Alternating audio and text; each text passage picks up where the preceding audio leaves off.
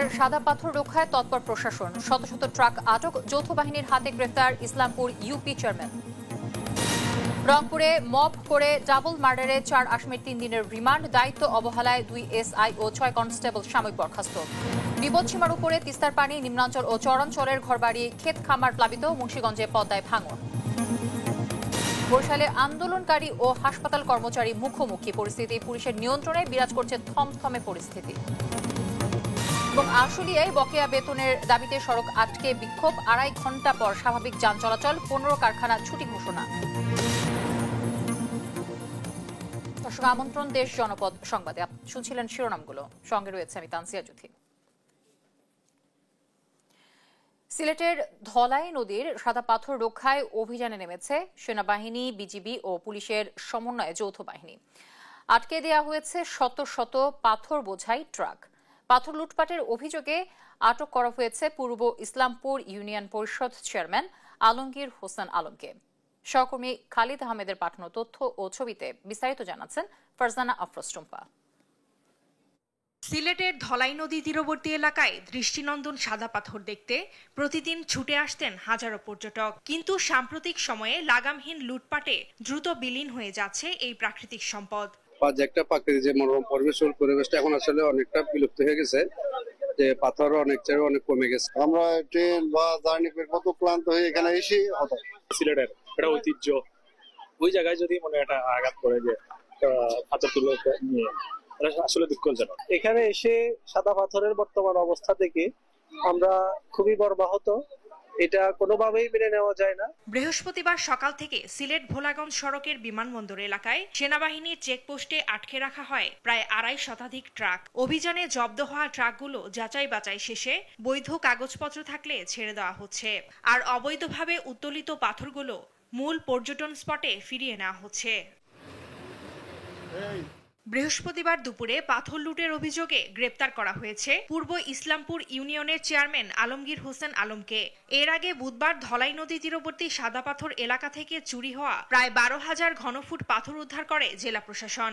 জেলা প্রশাসকের নেতৃত্বে অনুষ্ঠিত সমন্বয় সভায় 24 ঘন্টায় সাদা পাথর এলাকায় যৌথ বাহিনী দায়িত্ব পালনের সিদ্ধান্ত হয়। একই দিন সকালে দুদকের সিলেট কার্যালয়ে 9 সদস্যের একটি দল সাদা পাথর পর্যটন এলাকা পরিদর্শন করে। পরিদর্শন শেষে তারা মন্তব্য করেন, এই লুটপাটে স্থানীয় প্রশাসনের অবহেলা থাকার সম্ভাবনা উড়িয়ে দেওয়া যায় না। এটার সঙ্গে এখানকার যারা প্রভাবশালী ব্যক্তি আছে, স্থানীয় লোকজন, ইভেন আমরা যেটা শুনতে পাচ্ছি, আমরা এখন পর্যন্ত যেটা জানতে পারছি যে আরো উচ্চস্তরের যারা ব্যবসায়ী, প্রভাবশালী ব্যক্তি, তারাও এটার সঙ্গে যুক্ত আছেন। যৌথ বাহিনীর এই অভিযান অব্যাহত থাকলেও স্থানীয়রা বলছেন, স্থায়ী সমাধান না হলে সাদা পাথর এলাকার প্রাকৃতিক সৌন্দর্য ও পর্যটন সম্ভাবনা বিলীন হয়ে যাবে। ফারজানা আফরোজ টুম্পা, নিউজ ডেস্ক, দেশ টিভি। দর্শক, এই বিষয়ে আরো জানাতে সরাসরি যুক্ত হচ্ছেন সহকর্মী খালেদ আহমেদ। খালেদ, সাদা পাথর পর্যটন কেন্দ্রের বর্তমান চিত্র আসলে এখন কেমন দেখছেন, এবং পাথর লুটপাটের বিষয়ে নতুন কোনো তথ্য আপনার কাছে পাবো কিনা যদি জানাতেন এই বিষয়ে।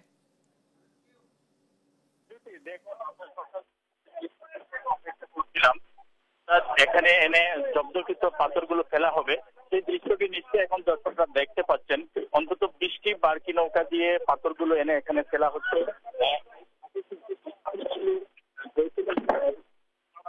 আটক করেছে।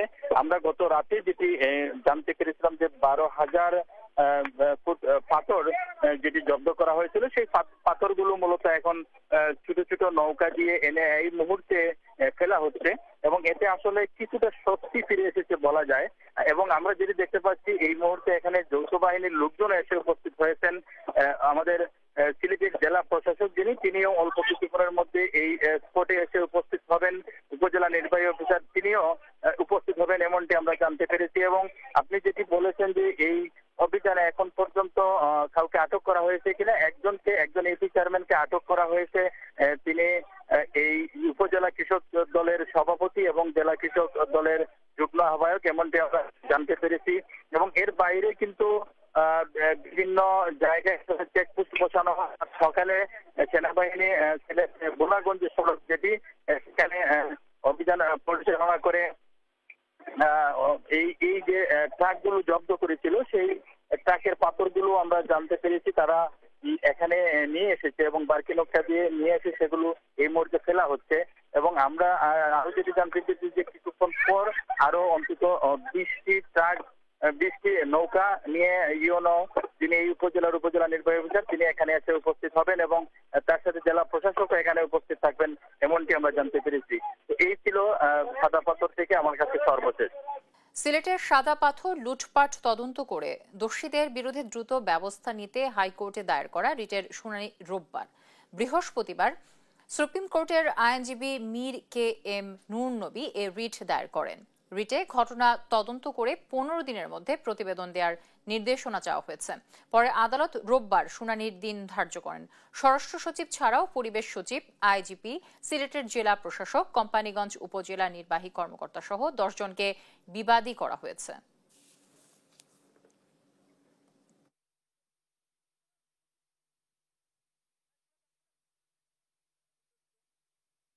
আমরা বলেছি যে সেখানে অ্যাডিশনাল ফোর্স পাঠানোর জন্য যাতে পর্যটকদের যাবতীয় নিরাপত্তার ব্যবস্থা করা হয় এবং ক্ষয়ক্ষতি যা হয়েছে তারপরে যাতে আর কোনো ধরনের ক্ষয়ক্ষতি হতে না পারে এই জন্য আমরা রেসপন্ডেন্ট নাম্বার 6 এবং 7 এর প্রতি ডাইরেকশন চেয়েছি। অনারেবল হাইকোর্ট ডিভিশন আমাদের আজকের এই মোশনটা আমরা সাবমিট করতে গিয়েছিলাম, ওনারা আমাদের মোশনটা অ্যাকসেপ্ট করেছেন এবং বলেছেন যে রবিবারে ওনারা এই মামলাটা শুনবেন।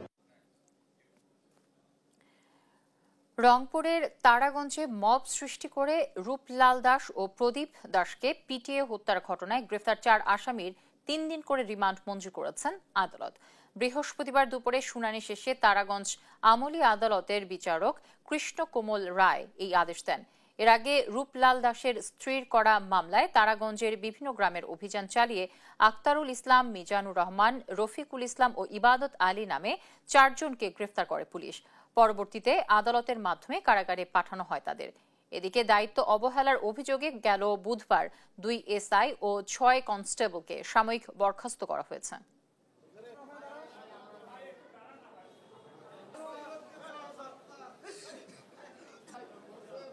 মামলার তদন্তকারী অফিসার 4 জন আসামি সন্দেহজনক বা ফুটেজ দেখে শনাক্ত করে 4 জন আসামিকে গ্রেপ্তার করে এবং আদালতে সোপর্দ করে। এই 4 জন আসামির অদ্য রিমান্ড শুনানি ছিল। বিজ্ঞ আদালত তারাগঞ্জ থানার কংগ্রেস ম্যাজিস্ট্রেট জনাব কৃষ্ণ কমল রায় ওনার আদালতে এটি রিমান্ড শুনানি হয়। রিমান্ড শুনানি আনতে বিজ্ঞ আদালত এই 4 জন আসামির 3 দিন করে রিমান্ড মঞ্জুর করে।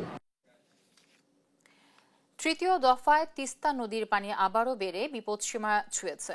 এতে লালমনিরহাটের নদী তীরবর্তী নিম্নাঞ্চল ও চরাঞ্চলের ঘরবাড়ি, ক্ষেত খামার ও সড়ক পানিতে ডুবে গেছে। অন্তত 10,000 পরিবার পানিবন্দী হয়ে চরম দুর্ভোগে রয়েছেন। সহকর্মী জামাল বাদশার পাঠানো তথ্য ও ছবিতে বিস্তারিত জানাচ্ছেন অঙ্কন চৌধুরী। লালমনিরহাট সদর উপজেলার কালমাটি গ্রামের মর্জিনা বেগমের বাড়িতে তিস্তার পানি ঢুকে পড়েছে। ডুবে গেছে তার চুলো ও সংসারের প্রয়োজনীয় জিনিসপত্র। তিনি আশ্রয় নিয়েছেন কালমাটি সরকারি প্রাথমিক বিদ্যালয়ের বারান্দায়। এভাবেই দুর্ভোগে পড়েছেন ষাটোর্ধ্ব বুবলি বেগমও। খুব কষ্ট হয়েছি, কোনো রান্না বান্নার জায়গা নাই, কোনো নাই। প্রাইমারি স্কুলে যে বারান্দাটা উঠিয়েছি পড়িয়েছি। আমরা বাচ্চা কোচা নিয়ে খুব সমস্যা চাচ্ছি। এই যে স্কুলের বারান্দা চাষি আছে, কোন বেলা স্কুলের বারান্দাও চলে যায়। তিস্তার পানি বেড়ে যাওয়ায় লালমনিরহাটের হাতিবান্ধা, আদিমারি সদর ও কালীগঞ্জ উপজেলার তীরবর্তী নিম্নাঞ্চল ও চরাঞ্চলে বন্যা দেখা দিয়েছে। এতে অন্তত 10,000 পরিবার পানিবন্দী হয়ে পড়েছে। স্থানীয়রা জানান চলতি মৌসুমে এটি তৃতীয় দফা বন্যা। এতে চরম দুর্ভোগে পড়েছে সাধারণ মানুষ। তলে আছে পাকশা খুন খাবো তারও বুদ্ধি নেই। ইউনিয়ন ভিত্তিক যে মেম্বার কিংবা চেয়ারম্যান আমাদের এসে একটু দেখেন করবে, কিংবা উপর লেভেলের লোক কোনো লোকই এই পর্যন্ত আসে নাই, যোগাযোগ করে নাই। মানুষের ঘর বাড়ি তলায় গেছে।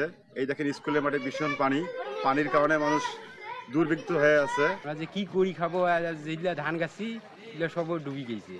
পানির জন্য আমাদের স্কুল বন্ধ, আমাদের বাড়িতে পানি উঠেছে। উজানের ভারী বৃষ্টিপাত অব্যাহত থাকলে আগামী 2 দিন পানি বিপদসীমার উপরে থাকতে পারে বলে পূর্বাভাস দিয়েছেন পানি উন্নয়ন বোর্ড। পানি উন্নয়ন বিভাগ সার্বক্ষণিক মনিটরিং এ রাখছি এবং ঝুঁকিপূর্ণ পয়েন্টগুলোর যেখানে আমাদের কাজের প্রয়োজন হবে আমরা ঊর্ধ্বতন কর্তৃপক্ষের অনুমতি সাপেক্ষে কাজ বাস্তবায়ন করব। ক্ষতিগ্রস্তদের তালিকা তৈরি করে দ্রুত সহায়তার আশ্বাস দিয়েছেন জেলা প্রশাসক। আমরা তালিকা করতেছি, যাদের যে ধরনের দরকার আমরা সেভাবেই দেব। একজন মানুষও যাতে না খেয়ে থাকে না কষ্টে না থাকে সেই ব্যবস্থা আমরা করতেছি। শুধু ত্রাণ নয়, দীর্ঘমেয়াদে দুর্ভোগ লাঘবে প্রয়োজন স্থায়ী সমাধান। তাই নদী খনন ও তিস্তা মহাপরিকল্পনা দ্রুত বাস্তবায়ন চান স্থানীয়রা। অঙ্কন চৌধুরী, নিউজ ডেস্ক, দেশ টিভি। লালমনিরহাটে উজানের ঢলে বৃদ্ধি বেড়ে নদী তীরবর্তী নিম্নাঞ্চল ও চরাঞ্চলের 18 গ্রামের অন্তত 10,000 পরিবার পানিবন্দির খবর জানাতে সরাসরি যুক্ত হচ্ছেন আমাদের সহকর্মী জামাল বাদশা। বাদশা, বন্যা মোকাবেলায় প্রশাসন কি ধরনের ব্যবস্থা নিচ্ছে বা নিয়েছে যদি জানাতেন এই বিষয়ে। যদি লালমনিরহাটের তিস্তা এবং ধরলা নদীর পানি কিন্তু বৃদ্ধি পেয়েছে এবং তিস্তার পানি অতিমাত্রায় বৃদ্ধি পেয়ে বিপদসীমার 18 সেন্টিমিটার উপর দিয়ে প্রবাহিত হয়েছিল এবং কিছুক্ষণ আগে পানি কিছুটা কমে বিপদসীমার 15 সেন্টিমিটার উপর দিয়ে প্রবাহিত হচ্ছে এবং এই পানি বৃদ্ধি পাওয়ার কারণে কিন্তু নদী তীরবর্তী নিম্নাঞ্চল এবং চরাঞ্চলের নানা ধরনের ভোগান্তি সৃষ্টি করেছে। এসব অঞ্চলের বাসিন্দারা কিন্তু স্কুলে অথবা উঁচু স্থানে আশ্রয় নিয়েছে। অনেকের বাড়িঘরে পানি থাকায় চুলো ভিজে যাওয়ায় কিন্তু তারা এই পরিস্থিতির মধ্যে পড়েছে এবং আমরা অনেক বানবাসীর সাথে কথা বলেছি। তারা যেটি বলছে যে জেলা প্রশাসনের পক্ষ থেকে গতকালকে খোঁজ খবর নেওয়া হলে এবং জনপ্রশাসনের মাধ্যমে তাদের নামে তালিকা করে তাদেরকে ত্রাণ সহায়তা প্রদান করা হবে মর্মে কথা দিলেও তারা কিন্তু যে পরিমাণ বরাদ্দ আসলে জেলা প্রশাসন দিয়েছে তা কিন্তু প্রয়োজনের তুলনায় একেবারে অপ্রতুল। আমি একটু জানিয়ে রাখতে চাই, পানি উন্নয়ন বোর্ডের সাথে কথা বলেছিলাম। পানি উন্নয়ন বোর্ড আমাদেরকে জানিয়েছে যে উজানে ভারী বৃষ্টিপাতের কারণেই কিন্তু তিস্তার পানি খুব দ্রুত গতিতে বৃদ্ধি পেয়েছিল এবং 12 ঘন্টা বর্তমান পরিস্থিতি স্থিতি থাকার পর পানি কিন্তু আসলে আর কমতে পারে। আমরা এই মুহূর্তে রয়েছি লালমনিরহাট সদর উপজেলার খুনিয়াগাছ ইউনিয়নের কালমাটি এলাকায়। এই এলাকায় আমরা গতকাল এসেছিলাম। এই গত 3 দিন ধরে কিন্তু এই এলাকার মানুষজন পানিবন্দী অবস্থায় রয়েছে এবং পানিবন্দী অবস্থায় মানুষগুলোর বাড়িঘর আমরা দেখেছি অনেকের চুলো পানির তলে তলিয়ে রয়েছে। বাড়িঘরে পানি থাকার কারণে তারা গবাদি পশু থেকে শুরু করে সার্বিক যে কাজগুলো রয়েছে সেগুলো সম্পাদন করতে কিন্তু ব্যাপক তাদের বিবেক পেতে হচ্ছে এবং অনেকেই কিন্তু উঁচু স্থানে বা স্কুলে আশ্রয় নিচ্ছে। আমার সাথে একজন বানভাসী মানুষ রয়েছে যিনি কালমাটি সরকারি প্রাথমিক বিদ্যালয়ে আশ্রয় নিয়েছে। একটু কথা বলতে চাই। চাচি, আপনি তো আপনার বাড়িতে পানি উঠেছে, আপনি বললেন আপনার কি ধরনের ভোগান্তি হচ্ছে, কবে থেকে পানি এবং কোনো সহায়তা পেয়েছেন কিনা?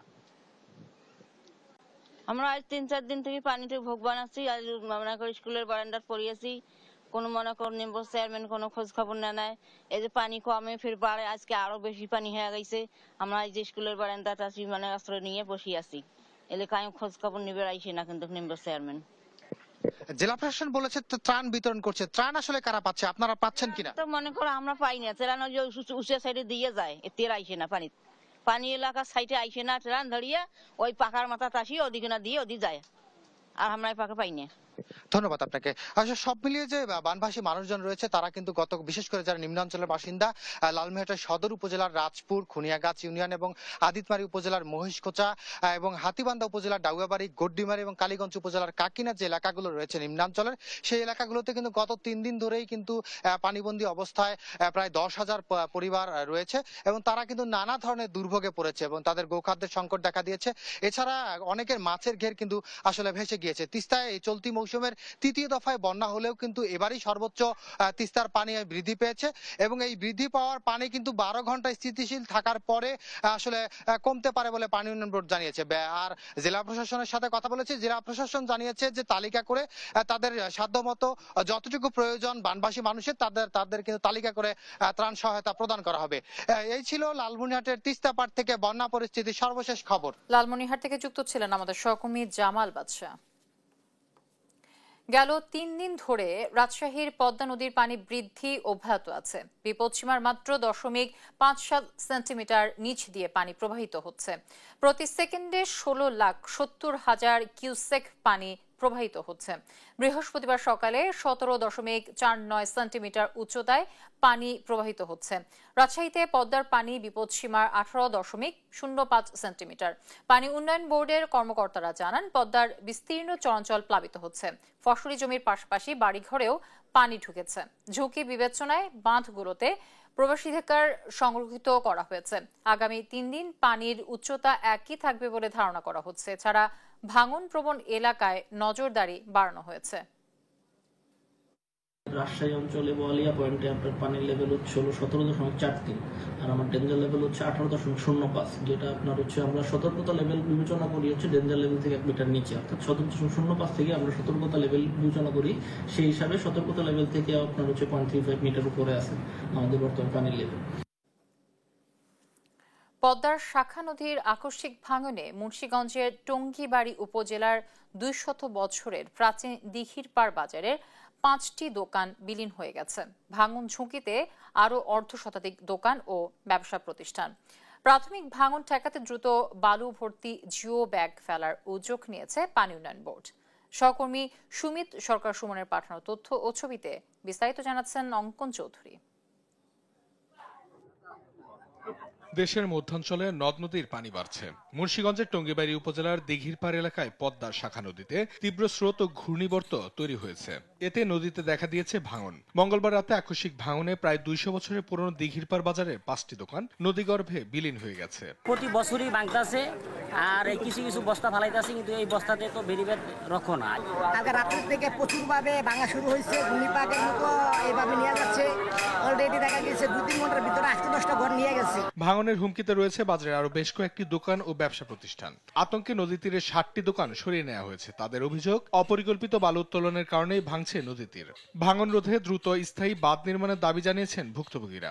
মোটামুটি 2-3 বছর পর্যন্ত ভাঙে নেই, এখন আবার এই যে এই নতুন করে এই বছর থেকে শুরু হয়েছে।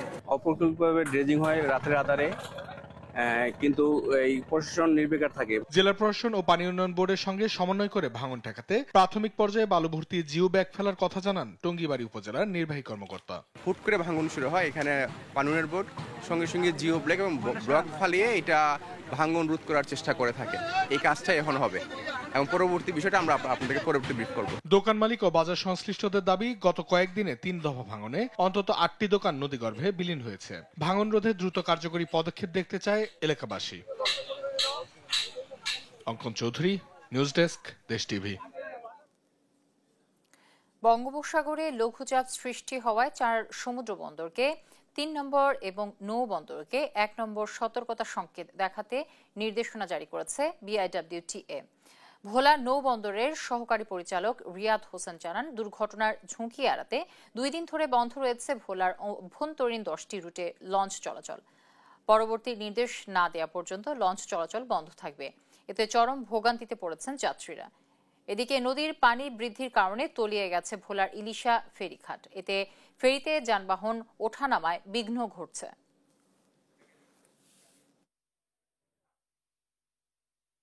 আট বছর আগে ছাত্রদল কর্মী গুমের ঘটনায় মানবাধিকার সংস্থার সহায়তায় আদালতে মামলা করেছে পরিবার। বৃহস্পতিবার দুপুরে চট্টগ্রাম মেট্রোপলিটন ম্যাজিস্ট্রেট SM আলাউদ্দিনের আদালতে ছাত্রদল কর্মী তৌহিদুর রহমান সুমনকে গুম করার অভিযোগে মামলা করেন তার বড় ভাই মাহবুবুর রহমান।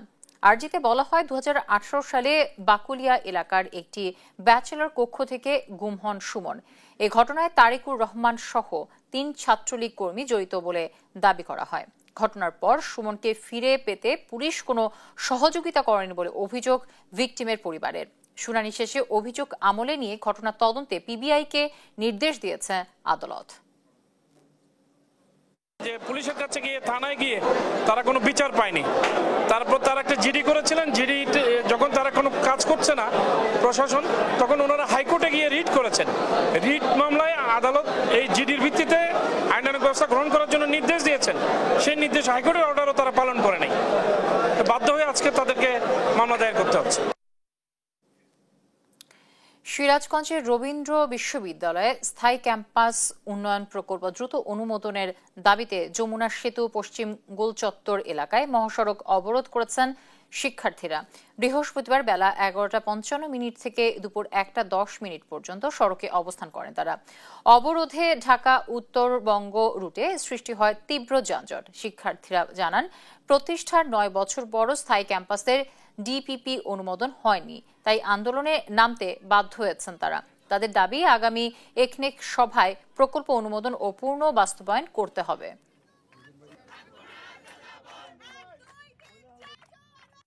এখন পর্যন্ত আমাদের শিক্ষার্থীরা এই আন্দোলনের মাধ্যমে জানান দিচ্ছে যে আমাদের স্থায়ী ক্যাম্পাস কতটা গুরুত্বপূর্ণ। এখন পর্যন্ত যারা দায়িত্বশীল আছে, উপদেষ্টা পরিষদ আছে, তারা এখন পর্যন্ত আমাদের সাথে যোগাযোগ করার চেষ্টাও করেনি এবং আমাদের এই যে যৌক্তিক দাবি এইটা নিয়েও তারা কোনো প্রকার ভ্রুক্ষেপ এখন পর্যন্ত করেনি। না হওয়া পর্যন্ত রবিয়ান রাজপথে আছে, রাজপথে থাকবে। দাবি শেষ করার পরেই পরের সিদ্ধান্ত হবে ইনশাল্লাহ। বান্দরবানে চোরাচালানের জন্য আলোচিত নাইংখংছড়ি মায়ানমার সীমান্ত এলাকা। স্থানীয়দের অভিযোগ, রাজনৈতিক দলের ছত্রছায়ায় গড়ে উঠেছে সিন্ডিকেট। তবে আইনশৃঙ্খলা রক্ষাকারী বাহিনী বলছে যে তাদের তৎপরতায় বর্তমানে সীমান্তে চোরা কারবারি কমেছে। আবুল বাশার নয়নের তথ্য ও ছবিতে বিস্তারিত জানাচ্ছেন শামীম হোসেন। বান্দরবান ও কক্সবাজার সীমান্ত এলাকায় দীর্ঘদিন চোরাকারবারি করে আসছে কয়েকটি চক্র। শুধু চোরাকারবারি নয়, হামলা, অস্ত্রের ব্যবহার ও বিভিন্ন ধরনের সন্ত্রাসী কর্মকাণ্ডের অভিযোগ রয়েছে তাদের বিরুদ্ধে। সম্প্রতি আইন শৃঙ্খলা রক্ষাকারী বাহিনীর কাছে ধরা পড়েছে চক্রের বেশ কয়েকজন সদস্য। উদ্ধার করা হয় বিপুল অস্ত্র, গোলাবারুদ ও মাদক। আর বেশি হয়রানি করছে, কিন্তু ও প্রকৃত সন্ত্রাসী। শাহিন ডাকাতের সহকারী আফসার ডাকাতি ধরছে, এটা আমরা অনেক খুশি। আফসার যেন জিন্দেগিতে যেন সারা না পাই, এটার জন্য প্রশাসনের কাছে আমরা অনুরোধ করতেছি। এদিকে আগস্টের শুরুতে আবারও মিয়ানমার সীমান্তে সক্রিয় হয়ে উঠেছে চোরাকারবারীরা। অনেক অস্ত্র আজও পর্যন্ত তাদের কাছে আছে। আমরা আজও পর্যন্ত কোনো ধরনের আমাদের নিশ্চয়তা আছে মনে আমি মনে করতে পারি না। 11 বিজিবি ধরে অনেক শাস্তি দিয়েছে। এখন ওদের অভিযান এখনো পর্যন্ত চলমান রয়েছে। বর্তমানে এখন মোটামুটি আয়ত্তের মধ্যে। এখন পরিস্থিতি বিবেচনায় টহল সহ সার্বিক নিরাপত্তা জোরদার করার কথা জানিয়েছে বিজিবি। সীমান্ত নিরাপত্তায় এবং সীমান্ত চোরাচালান প্রতিরোধে বিজিবি এখন কঠোর অবস্থানে আছে। আগে যে কোনো সময়তে আমাদের চলমান অব্যাহত এই কার্যক্রম চলমান থাকবে। কঠোর নজরদারি আর নিয়মিত অভিযান অব্যাহত থাকলে সীমান্তে অপরাধ কমার আশা করছেন সংশ্লিষ্টরা। শামীম হোসেন, নিউজ ডেস্ক, দেশ টিভি। আগামী সপ্তাহে নির্বাচনের রোড ম্যাপ ঘোষণা করা হবে বলে জানিয়েছেন নির্বাচন কমিশনের সিনিয়র সচিব আক্তার আহমেদ। দর্শক, এই মুহূর্তে রাজধানীর আগারগাঁওয়ে নির্বাচন কমিশন ভবনে রয়েছেন সহকর্মী শিউলি রায়। আমি তার সাথে যুক্ত হওয়ার চেষ্টা করছি। তমা, নির্বাচনের রোড ম্যাপ নিয়ে সবশেষ কি তথ্য রয়েছে আপনার কাছে, বিস্তারিত জানাবেন। যুথি, আপনি যেমনটি বলেছেন, কিছুক্ষণ আগেই কিন্তু ব্রিফিংয়ের মাধ্যমে সচিব আক্তার আহমেদ উনি কিন্তু গণমাধ্যমকে বলেছেন যে আগামী সপ্তাহের মধ্যেই কিন্তু আসলে নির্বাচনী যে রোডম্যাপ, সেই রোডম্যাপটি হচ্ছে গিয়ে ঘোষণা করবে নির্বাচন কমিশন। কিন্তু উনি কিন্তু উল্লেখ করেননি যে আগামী সপ্তাহে কি প্রথম দিকে বা হচ্ছে শেষ দিকে কখন উনি হচ্ছে গিয়ে নির্বাচন ওনাদের পক্ষ থেকে ঘোষণা করা হবে, সেটি কিন্তু আসলে উল্লেখ করেনি। কিন্তু উনি কিন্তু বলেছেন যে নির্বাচন রোডম্যাপে যা যা থাকবে সেই সব বিস্তারিত উনি তুলে ধরেছেন। সেই সব জিনিস মধ্যে হচ্ছে গিয়ে নতুন রাজনৈতিক দল নিবন্ধনে যে প্রাথমিক বাছাই করা হয়েছে সেটি নিয়ে আসলে তারা কথা বলবেন এবং তারা সীমানা পুনর্নির্ধারণ নিয়ে হচ্ছে গিয়ে তারা কথা বলবেন এবং এছাড়াও যে সুশীল সমাজের তাদের সাথে হচ্ছে গিয়ে তারা আলোচনায় বসবেন এবং আলোচনায় বসে কি ফলাফল আসে সেই ব্যাপার নিয়েও হচ্ছে গিয়ে তারা রোডম্যাপে উল্লেখ করবেন। এছাড়াও হচ্ছে উনি যেটা বললেন যে আপনার প্রবাসী ভোটারদের যে পোস্টাল ব্যালটের মাধ্যমে তারা যে ভোট গ্রহণের সিদ্ধান্ত তারা নিয়েছেন ইতিমধ্যে নির্বাচন কমিশন থেকে, সেই ব্যাপারগুলো নিয়েও তারা হচ্ছে গিয়ে রোডম্যাপে কিভাবে তারা কাজ করবেন সেই ব্যাপারগুলো নিয়ে তারা আলোচনা করবেন। এছাড়াও আগামী সপ্তাহে গণমাধ্যম কর্মীদের যে নীতিমালা, সেই নীতিমালা নিয়েও হচ্ছে সাংবাদিকদের সঙ্গে তারা একটি ব্রিফিং করবেন। তো আসলে তারা এইসব বিস্তারিত হচ্ছে গিয়ে সেই জিনিসগুলি নিয়ে আসলে আগামী সপ্তাহের মধ্যে আলোচনা করে তারা সিদ্ধান্ত নিয়ে দেন এরপর একটা রোডম্যাপ ঘোষণা করবেন। এটুকু তারা হচ্ছে কি আজকে উনি গণমাধ্যম কর্মীদেরকে ব্রিফিং করে উনি এটা বলেছেন। তো আসলে ইতিমধ্যে কিন্তু আপনারা জানেন যে প্রধান উপদেষ্টার তরফ থেকে কিন্তু আসলে বলা হয়েছে যে ফেব্রুয়ারির প্রথমার্ধে হচ্ছে গিয়ে আপনার আগামী আসন্ন যে ত্রয়োদশ সংসদ জাতীয় নির্বাচন, সেই নির্বাচন হচ্ছে গিয়ে করা হবে। তো সেই লক্ষ্যেই কিন্তু ঠিক সময়ে নির্বাচন কমিশন থেকে আপনার এই আগস্ট মাসে হচ্ছে গিয়ে রোডম্যাপ হচ্ছে গিয়ে তারা ঘোষণা করবেন এবং যদি ধরা যায় যে আগস্ট মাসে তারা রোডম্যাপ ঘোষণা করছে তাহলে তফসিল হয়তো অক্টোবরের শেষ নাগাদ বা নভেম্বরের প্রথমার্ধে তারা হয়তো তফসিল ঘোষণা করতে পারেন। তো এতটুকু আমরা হচ্ছে গিয়ে প্রাথমিক সূত্রে জানতে পারি। তো এই ছিল আমার কাছে আজকে নির্বাচন কমিশন থেকে সর্বশেষ তথ্য। যুথি, আশুলিয়ায় বকেয়া বেতনের দাবিতে সড়ক অবরোধ ও কারখানার সামনে টায়ার জ্বালিয়ে বিক্ষোভ করেছে একটি তৈরি পোশাক কারখানার শ্রমিকরা। বৃহস্পতিবার সকাল 7:30 থেকে নাস্তা বেসিক কমপ্লেক্স কারখানার সামনে শ্রমিকরা অবস্থান নিয়ে বিক্ষোভ শুরু করে। এ সময় ঢাকা আশুলিয়া ইপিজেড সড়কে যান চলাচল বন্ধ হয়ে যায়। 2.5 ঘন্টা পর সকাল 10:30টার দিকে সড়ক ছেড়ে দেয় শ্রমিকরা। তারা জানায়, বৃহস্পতিবার শ্রমিকদের বকেয়া বেতন পরিশোধ করার কথা থাকলেও তা না করে আবারও 4 দিন সাধারণ ছুটির নোটিশ দেওয়া হয়। সাধারণত ছুটি বর্ধিত করার নোটিশ দেখতে পেয়ে বিক্ষোভ শুরু করে তারা।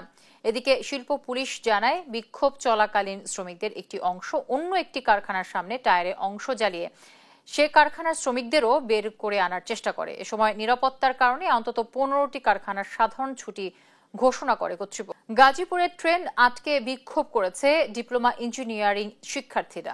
বৃহস্পতিবার সকাল 10টার দিকে ডিপ্লোমা ইঞ্জিনিয়ারিং শিক্ষার্থীরা জয়দেবপুর শিমুলতলী এলাকায় বিক্ষোভ শুরু করে। শিক্ষার্থীরা জানায়, 13 অগস্ট ও 15 অগস্ট ঢাকা মেট্রো রেলের সেকশন ইঞ্জিনিয়ার পদের পরীক্ষায় বিএসসি ইঞ্জিনিয়ারিং ডিগ্রিধারীরা রিট করায় পরীক্ষা স্থগিত হয়। এর প্রতিবাদে আন্দোলনে নামে তারা। এক পর্যায়ে তারা পাশের রেল লাইনে অবস্থান নেয়। এরপর সকাল 11টার দিকে আন্দোলনকারীর বনলতা এক্সপ্রেস ট্রেন আটকে দেয়। পরবর্তীতে 11:40 ট্রেনটি ছেড়ে দেওয়া হয়। রাজশাহী বিশ্ববিদ্যালয়ে আবারও পোষ্য কোটা বহালের দাবিতে আন্দোলনে নেমেছেন শিক্ষক, কর্মকর্তা, কর্মচারীরা। প্রশাসন ভবনের সামনে অবস্থান নিয়ে তারা কর্মবিরতি পালন করে। তবে এ দাবির এখন যৌক্তিকতা নেই বললেন ছাত্রনেতারা। উপাচার্য বলছেন, নতুন করে এমন দাবির কোনো লিখিত আবেদন পাননি।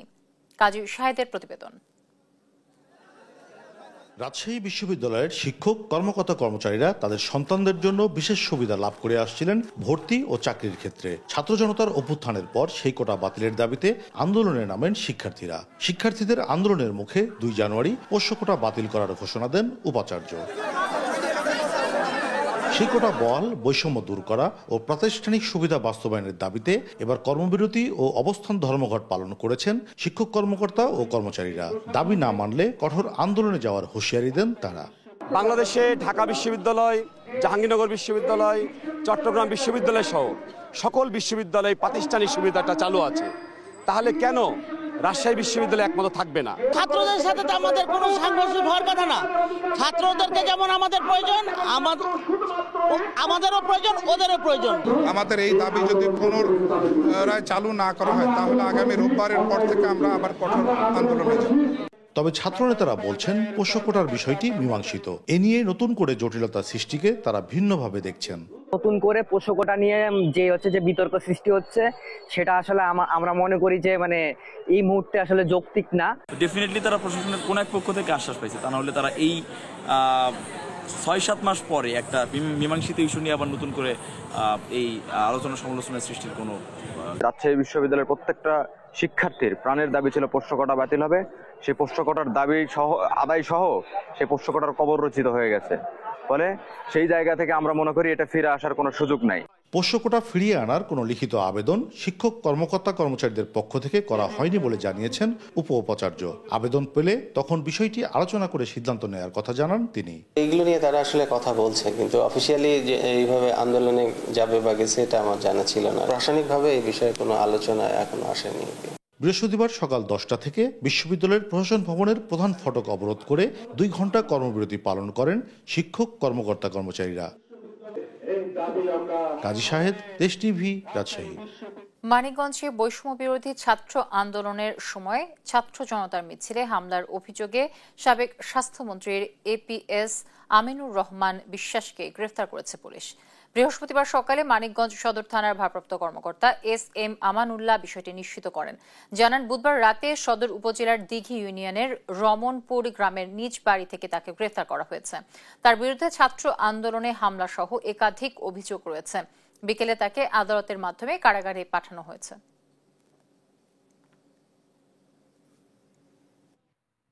কুষ্টিয়ায় চোর অপবাদ দিয়ে মুখ বেঁধে তুলে নিয়ে চাঁদার দাবিতে এক যুবককে রাতভর অমানবিক নির্যাতনের অভিযোগ উঠেছে। মঙ্গলবার রাত 11:30টার দিকে দৌলতপুর উপজেলার রিফায়েতপুর ইউনিয়নে এই ঘটনা ঘটে। নির্যাতনের একটি ভিডিও সামাজিক যোগাযোগ মাধ্যমে ছড়িয়ে পড়লে জেলা জুড়ে শুরু হয় সমালোচনার ঝড়। তবে এই ঘটনায় এখনও কাউকে আটক করেন পুলিশ। নাহিদ হাসান তিতাসের রিপোর্ট। এভাবেই মঙ্গলবার রাত 11:30টার দিকে কুষ্টিয়ার দৌলতপুর উপজেলার হরিণগাছি বাজার থেকে রনি আহমেদ নামে এক ব্যবসায়ীকে মুখ বেঁধে তুলে নিয়ে গিয়ে রাতভর করা হয় অমানবিক নির্যাতন। চোর অপবাদ দিয়ে দেশি অস্ত্রের মুখে জিম্মি করে দাবি করা হয় 20 লাখ টাকা। অবশেষে 10 লাখ টাকা দিতে রাজি হয় মুক্তি পায় ওই যুবক। ভুক্তভোগী রনির অভিযোগ, চাঁদার দাবিতে স্থানীয় প্রভাবশালী মিন্টু সহ তার সহযোগীরা রাতভর তার উপর চালায় অমানবিক নির্যাতন।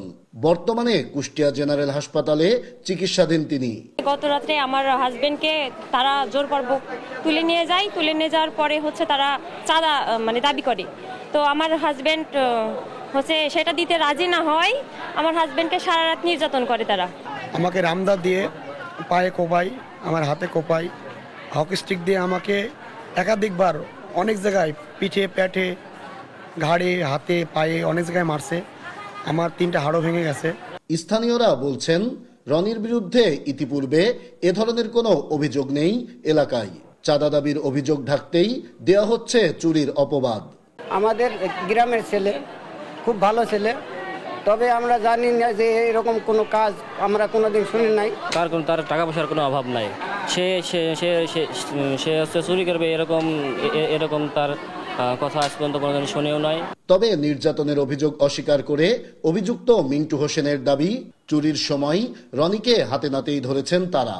তাকে তো হাতে নাতে ধরা হয়েছে। সে চুরির উদ্দেশ্যে আমাদের গ্রামে অনেকের মোবাইল হারাছে। বিভিন্ন আমার গ্রাম থেকে প্রায় 15-20টা মোবাইল হারাছে। আমারও 3টা হারাইছে। আমার ছোট বোনের সন্ধ্যে চেন অর্ধেক ছিঁড়ি নিয়ে চলে গেছে। আমার চাচার 2 লাখ টাকা কিছুদিন আগে পারে নিয়ে চলে গেছে। মানুষ ঘুমাইয়ে থাকে, এই টাইমে এই কামগুলো করে। আর পুলিশ বলছে এ ঘটনায় তদন্ত চলছে, তারপরই নেওয়া হবে ব্যবস্থা। তো কি চুরি করতে গেছিল বা যায় নাই বা কোনো কারণ আছে কিনা এটা যাচাই করার জন্য তদন্ত চলতেছে। আমরা নতুন কর্তৃপক্ষের সাথে আলাপ করে আইনগত ব্যবস্থা নেব। নির্যাতনকারীদের দৃষ্টান্তমূলক শাস্তির দাবি জানিয়েছেন সচেতন এলাকাবাসী। নাইদা সান্তিতাস, দেশ টিভি, কুষ্টিয়া। আশুলিয়ার খেজুরটেক এলাকায় নকশা বহির্ভূত ও অনুমোদন ছাড়া ভবন নির্মাণের অভিযোগে অভিযান চালিয়েছে রাজধানী উন্নয়ন কর্তৃপক্ষ রাজউক। বৃহস্পতিবার সকাল থেকে দুপুর পর্যন্ত নির্বাহী ম্যাজিস্ট্রেট শান্তা রহমানের নেতৃত্বে পরিচালিত এই অভিযানে 8টি নির্মাণাধীন ভবনের বিরুদ্ধে ব্যবস্থা নেওয়া হয়েছে। 2টি ভবন মালিককে 50,000 টাকা করে মোট 1 লাখ টাকা জরিমানা, 3টি ভবনের নকশা বহির্ভূত অংশ ভেঙে ফেলা এবং 3টি নির্মাণ কাজ বন্ধের নির্দেশ দেওয়া হয়। রাজউক জানিয়েছে, এ ধরনের অভিযান নিয়মিতভাবে চলবে।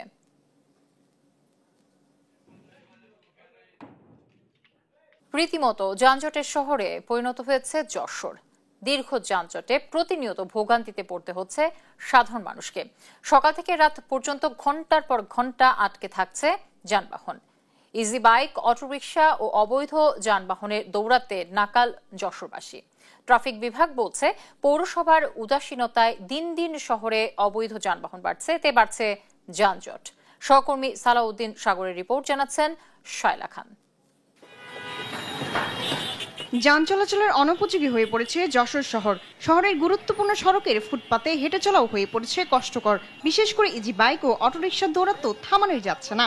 পৌরসভা জানায়, অটোরিকশা ও ইজি বাইক সহ শহরে বৈধ যানবাহন রয়েছে মাত্র 4700, কিন্তু শহরের মধ্যেই চলছে প্রায় 20,000-এরও অধিক অবৈধ যানবাহন। তীব্র যানজটে স্বাভাবিক জীবনযাপন হয়ে উঠেছে দুর্বিষহ। এ বিষয়ে পদক্ষেপ না নিলে অবস্থা আরো ভয়াবহ হয়ে উঠবে বলে ধারণা যশোরবাসীর।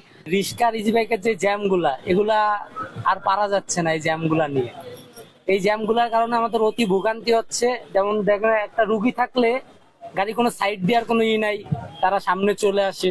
ট্রাফিক জ্যাম বেড়ে যাওয়ার কারণে আমাদের আয় উন্নতিও কমে যাচ্ছে, প্যাসেঞ্জার জ্যামের কারণে লেবে যাচ্ছে।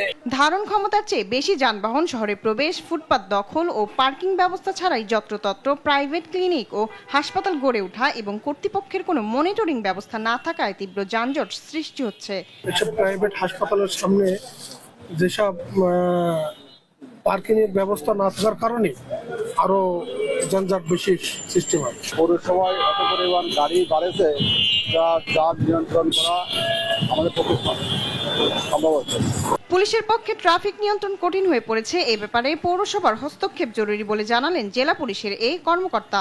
যদি সরকার অন্যান্য সংস্থা, বিআরটিএ এবং জেলা প্রশাসন, পৌরসভা সবাই মিলে আমরা একসাথে কাজ করতে পারি এবং মানুষের মধ্যে ট্রাফিক সচেতনতা বৃদ্ধি পায়, তাহলে এই যশোর জেলার যে ট্রাফিক সমস্যা সেটি নির্মূল করা সম্ভব হবে বিশ্বাস করি। যানজট নিরসনে বহুমুখী পদক্ষেপ নেওয়া হয়েছে বলে জানালেন নির্বাহী কর্মকর্তা। যান পরিচালনা করে থাকি, যে সকল অবৈধ যান চলাচল করে তাদেরকে আমরা ট্রাফিক পুলিশের মাধ্যমে তাদেরকে যান চলাচল করা থেকে বিরত রাখি আর কি। যানজট নিরসনে শুধু আশ্বাস নয়, দ্রুত ব্যবস্থা গ্রহণ করে দুর্ভোগ কমাবে প্রশাসন, এমনটাই প্রত্যাশা সচেতন মহলের। শায়লা খান, নিউজ ডেস্ক, দেশ টিভি। ডাকসু নির্বাচন নিয়ে সিনেট ভবনে কথা বলছেন ছাত্রদল নেতারা। আমরা সরাসরি চলে যাচ্ছি সেখানে। যোগাযোগ মাধ্যমে যে একটি গ্রুপ রয়েছে শিক্ষার্থী দ্বারা নিয়ন্ত্রিত হয়, শিক্ষার্থী সংসদ 2, সেটাও আগের অবস্থায় রয়েছে, অর্থাৎ সেখানেও একই ন্যারেটিভ তৈরি করা হচ্ছে। বাংলাদেশ জাতীয়তাবাদী ছাত্রদলের নামে বিভিন্ন প্রোপাগান্ডা করা হচ্ছে। বিশেষ করে আমাদের যে নারী শিক্ষার্থীরা যারা ছাত্রদলের কমিটিতে অন্তর্ভুক্ত হয়েছে তাদের নামে বিভিন্ন বোলিং করা হচ্ছে, তাদের নামে প্রোপাগান্ডা করা হচ্ছে, সামাজিক যোগাযোগ মাধ্যমে তাদেরকে হেনস্থা করা হচ্ছে। তার বিপরীতে আমরা বাংলাদেশ জাতীয়তাবাদী ছাত্রদল সুস্পষ্টভাবে আমরা এগুলো ব্যাখ্যা দাবি করেছিলাম। আরো দুই একটি বিষয় ছিল, সেটি হচ্ছে আপনারা জানেন যে বিভিন্ন হলগুলোতে সামাজিক সাংস্কৃতিক সংগঠনগুলোতে রাজনীতি যারা যুক্ত থাকে তাদেরকে অন্তর্ভুক্ত করা হয় না, কিন্তু আমরা দেখেছি এই গণ অভ্যুত্থান পরবর্তী সময়ে বিভিন্ন সামাজিক সাংস্কৃতিক সংগঠনগুলোতে যারা অন্তর্ভুক্ত হয়েছে অথবা যারা নেতৃত্ব দিচ্ছেন তারা গুপ্ত শিবিরের রাজনীতির সাথে জড়িত। আমরা ইতিমধ্যে প্রমাণ পেয়েছি এবং সেই প্রমাণগুলো আমরা ঢাকা বিশ্ববিদ্যালয়ের মাননীয় উপাচার্য মহোদয়ের কাছে আমরা দিয়েছি। সুতরাং সার্বিক এই সকল বিষয়ে আমরা আমাদের বক্তব্য পেশ করেছি। এবং আরেকটি সুস্পষ্ট বিষয় সেটি হচ্ছে আমরা গণ অভ্যুত্থান পরবর্তী সময় দেখেছি যে ঢাকা বিশ্ববিদ্যালয় মাননীয় প্রক্টর, মাননীয় উপাচার্য এবং প্রক্টর সহ সবাইকে ঢাকা বিশ্ববিদ্যালয়ের বিভিন্ন গুপ্ত সংগঠনের নেতাকর্মীরা, একই সাথে ঢাকা বিশ্ববিদ্যালয়ের সামান্য কিছু সাধারণ শিক্ষার্থীরাও যেরকম ভাবে হয়রানি করে অথবা মব করে বিশ্ববিদ্যালয়ে অভিভাবক সুলভ আচরণ করে না শিক্ষার্থীদের পক্ষ থেকে, তারা বিশ্ববিদ্যালয়ের অভিভাবকদেরকে যেরকম আচরণ করার দরকার সেরকম আচরণ আসলে করেন না। অর্থাৎ তারা মাননীয় উপাচার্য সামনে যেরকম বক্তব্য দিয়ে থাকেন অথবা যেরকম ন্যারেটিভ দান করেন অথবা মাননীয় উপাচার্যকে যেভাবে সরাসরি আক্রমণ করেন, আমরা মাননীয় উপাচার্যকে বলেছি এরকম যদি হতে থাকে তাহলে ঢাকা বিশ্ববিদ্যালয় ইতিহাস ঐতিহ্যে ব্যাপকভাবে ক্ষতিগ্রস্ত হবে এবং ঢাকা বিশ্ববিদ্যালয়ের সাবেক অ্যালামাইন যারা রয়েছেন তারা ব্যাপকভাবে এই বিষয়ে তাদের মনক্ষুণ্ণতা ঢাকা বিশ্ববিদ্যালয়ের নিকট ইতিমধ্যে জানিয়ে দিয়েছেন। সুতরাং আমরা মনে করি ঢাকা বিশ্ববিদ্যালয়ের সাধারণ শিক্ষার্থী এবং বিশেষ করে গুপ্ত সংগঠনে যারা রয়েছেন তারা ঢাকা বিশ্ববিদ্যালয়ের মাননীয় উপাচার্যকে সহ ঢাকা বিশ্ববিদ্যালয়ে যারা আমাদের অভিভাবক রয়েছে তাদের প্রতি যেরকম বিমাতা সুলভ আচরণ করেন সে বিষয়ে আমরা বিশ্ববিদ্যালয়ের উপাচার্য বরাবর আমরা আমাদের মতামত দিয়েছি। সুতরাং দর্শক, ডাকসু নির্বাচন নিয়ে সিনেট ভবনে কথা বলছেন ছাত্রদল নেতা। আমরা সরাসরি সেখানেই ছিলাম। বরিশাল শেরে বাংলা মেডিকেল কলেজ হাসপাতালে চিকিৎসক, নার্স ও কর্মচারীদের সঙ্গে স্বাস্থ্য খাত সংস্কারে আন্দোলনকারীদের হাতাহাতির ঘটনা ঘটেছে। থমথমে পরিস্থিতি বিরাজ করছে পুরো হাসপাতাল জুড়ে। এই ঘটনায় দুপক্ষই একে অপরের বিরুদ্ধে অভিযোগ করছে। পরিস্থিতি নিয়ন্ত্রণে রয়েছে বলে দাবি করেছে আইন শৃঙ্খলা রক্ষাকারী বাহিনী। আর আন্দোলনকারীদের দাবি যৌক্তিক দাবি জানিয়ে দ্রুত সব সমস্যা সমাধানের আশ্বাস দিয়েছেন হাসপাতাল পরিচালক। শাকিল মাহমুদের রিপোর্ট, জানাচ্ছেন ফারজানা আফরোজ টুম্পা। বৃহস্পতিবার সকাল 11:30টায় বরিশাল শেরেবাংলা মেডিকেল কলেজ হাসপাতালের প্রধান ফটকে অবস্থান নেন চিকিৎসক, নার্স ও কর্মকর্তা কর্মচারীরা। মেডিসিন বিভাগের ভবনের সামনে থেকে একটি মিছিল বের করেন তারা। আন্দোলনকারীরা অভিযোগ করেন গত 18 দিন ধরে তারা নানাভাবে হেনস্থার শিকার হয়েছেন। চিকিৎসকদের ওপর শিক্ষার্থী নামধারীরা হামলা চালিয়েছে দাবি করে হাসপাতালের কর্মক্ষেত্রে নিরাপত্তা নিশ্চিতের দাবিতে আন্দোলন করছেন তারা।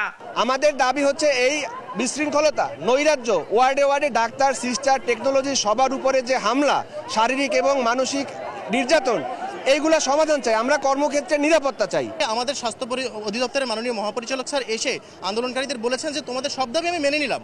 তারপরেও যখন তারা আন্দোলন করছে তখন আমার কাছে মনে হচ্ছে, আমাদের সবার কাছে মনে হচ্ছে এই দাবিটি এখন, এই আন্দোলনটি এখন অযৌক্তিক। এদিকে মিছিলের পর হঠাৎ বিশৃঙ্খলা শুরু হয় হাসপাতাল জুড়ে।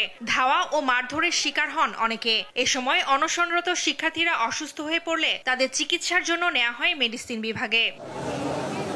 স্বাস্থ্য খাত সংস্কার আন্দোলনের সংগঠক মহিউদ্দিন রনির দাবি, আন্দোলন ব্যাহত করতে হাসপাতালের স্টাফ নামধারীরা তাদের উপর হামলা করেছে।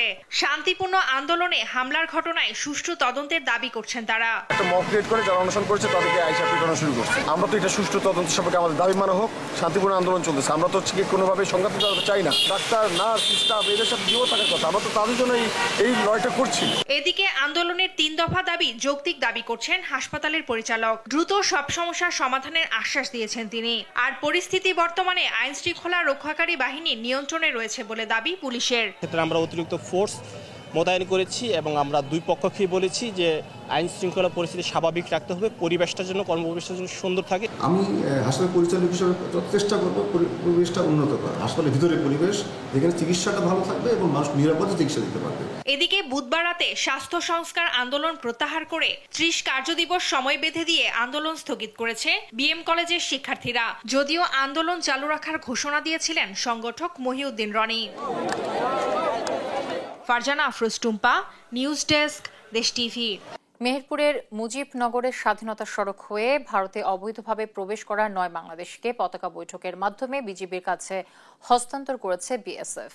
বৃহস্পতিবার সকাল 10টার দিকে চুয়াডাঙ্গা ব্যাটালিয়ন 6 বিজিবি এবং ভারতের 161 বিএসএফ ব্যাটালিয়নের মধ্যে মেইন পিলার 105 এর নিকটে শূন্য লাইনে কোম্পানি কমান্ডার পর্যায়ে এই পতাকা বৈঠক অনুষ্ঠিত হয়। বিজিবি জানায়, পতাকা বৈঠকে চুয়াডাঙ্গা ব্যাটালিয়নের মুজিবনগর কোম্পানি কমান্ডার এবং 161 বিএসএফ ব্যাটালিয়নের হৃদয়পুর কোম্পানি কমান্ডার উপস্থিত ছিলেন। আলোচনার এক পর্যায়ে পূর্বে বাংলাদেশ থেকে অবৈধভাবে ভারতে প্রবেশ করা 9 বাংলাদেশকে বিএসএফ বিজিবির কাছে আনুষ্ঠানিকভাবে হস্তান্তর করে। ফেরত আসা ব্যক্তিদের মধ্যে 2 জন পুরুষ, 2 জন নারী এবং 5 জন অপ্রাপ্তবয়স্ক রয়েছে। পাবনার বেড়ায় সেপটিক ট্যাঙ্কে আটকা পড়ে 2 নির্মাণ শ্রমিকের মৃত্যু হয়েছে। এ সময় অসুস্থ হয়েছেন আরও 2 জন। বৃহস্পতিবার 11:30টার দিকে বেড়ার পৌর মহল্লার দক্ষিণপাড়া এলাকায় এই ঘটনা ঘটে। বেড়া মডেল থানার অফিসার ইনচার্জ অলিউর রহমান জানান, স্থানীয় তাহেজ উদ্দিনের বাড়িতে কিছুদিন আগে সেপটিক ট্যাঙ্কি নির্মাণ করা হয়েছিল। সেই সেপটিক ট্যাঙ্কির নির্মাণ সামগ্রী অপসারণ করতে ভেতরে নামে 4 শ্রমিক। এ সময় জমে থাকা গ্যাসে গুরুতর অসুস্থ হয়ে পড়েন তারা। ঘটনাস্থলেই 2 জনের মৃত্যু হয়। অন্য 2 জনকে আহত অবস্থায় হাসপাতালে নেওয়া হয়েছে। মৌলভীবাজারের গুরুত্বপূর্ণ মিরপুর শেরপুর মহাসড়কের শহর থেকে শেরপুর পর্যন্ত 20 কিলোমিটার সড়ক এখন চলাচলের অনুপযোগী হয়ে পড়েছে।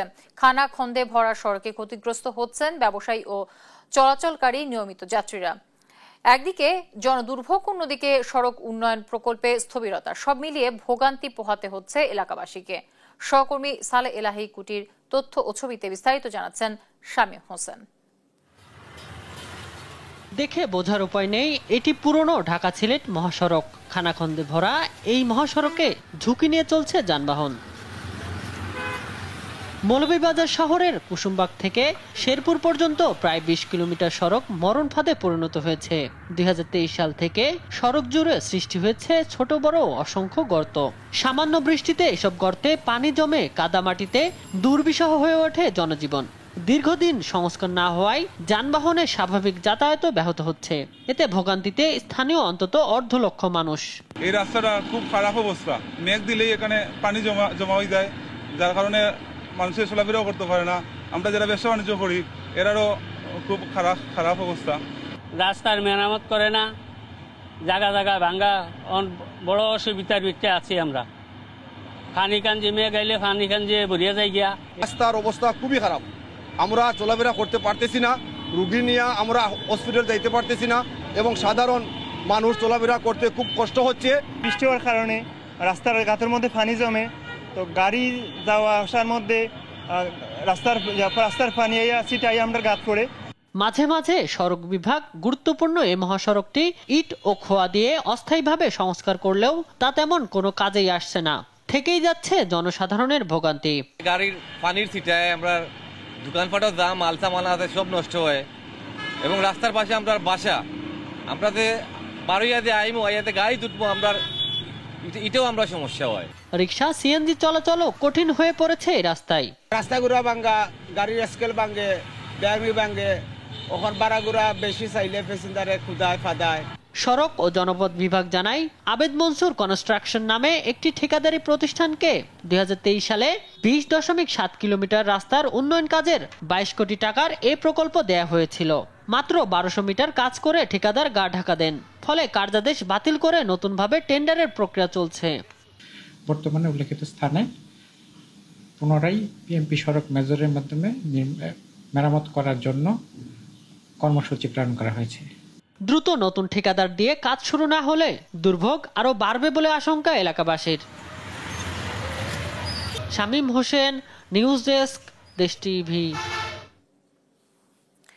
ব্রাহ্মণবাড়িয়ায় সরকারি মেডিকেল কলেজ ও হাসপাতাল, বিজ্ঞান ও প্রযুক্তি বিশ্ববিদ্যালয় এবং কৃষি বিশ্ববিদ্যালয় প্রতিষ্ঠার দাবিতে মানববন্ধন হয়েছে। বৃহস্পতিবার সকালে ব্রাহ্মণবাড়িয়া প্রেস ক্লাবের সামনে সাধারণ শিক্ষার্থীদের উদ্যোগে এ কর্মসূচি হয়। বক্তারা বলেন, জেলার মানুষের উন্নত চিকিৎসা সেবা ও উচ্চ শিক্ষার সুযোগ বৃদ্ধিতে মেডিকেল কলেজ, বিজ্ঞান ও প্রযুক্তি বিশ্ববিদ্যালয় এবং কৃষি বিশ্ববিদ্যালয় অপরিহার্য। তারা এসব প্রকল্প দ্রুত বাস্তবায়নের জন্য সরকারের প্রতি আহ্বান জানান।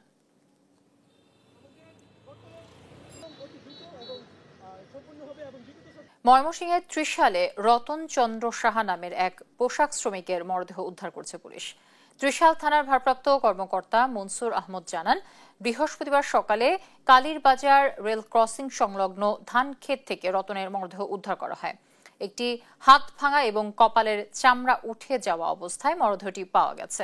মরদেহ ময়নাতদন্তের জন্য ময়মনসিংহ মেডিকেল কলেজ হাসপাতাল মর্গে পাঠানো হয়েছে। কাগজ কত হয় না তো